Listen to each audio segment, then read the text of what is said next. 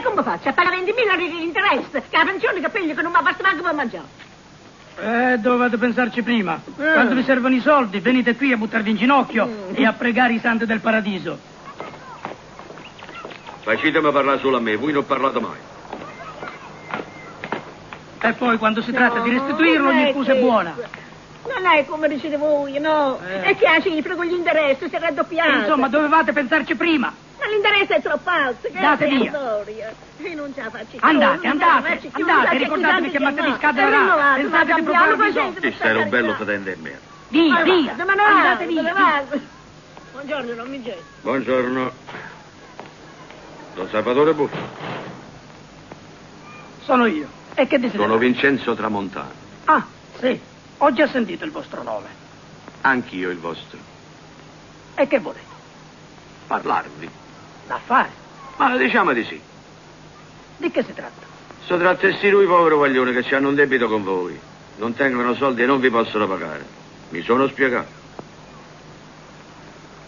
Don Vincenzo, io so che avete una certa influenza su chi ancora crede a certe gerarchie. Ma questo è un banco di pegni. E gli affari che si trattano qui dentro riguardano soltanto me e nessun altro. Sono stato chiaro? Chiarissimo. Avete parlato d'affari, ma la parola giusta adesso ve la dico io. Questo è un furto. Ma come vi permettete? Io come mi permetto? Tutte le questioni che toccano la povera gente sono cose che riguardano solamente a me, personalmente. Ma voi venite ad insultarmi perfino in casa mia! Peppino! Oreste! Ma chi sono sti lui fotiende e merda?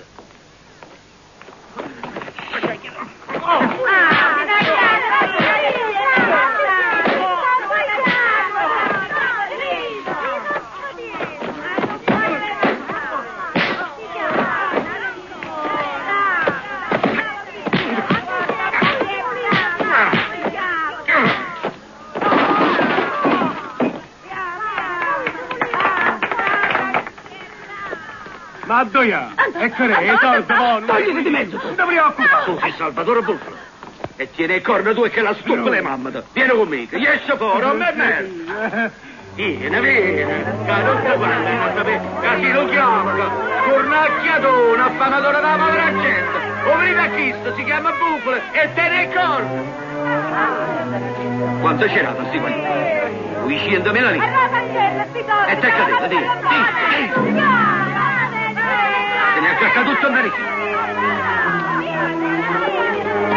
E quando chi studiamo che merda va cercando i soldi a voi, venite a me.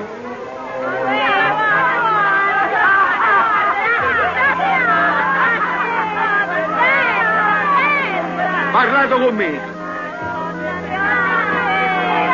Non lo fate, e si vi minacciano, venite a me. A te. Va.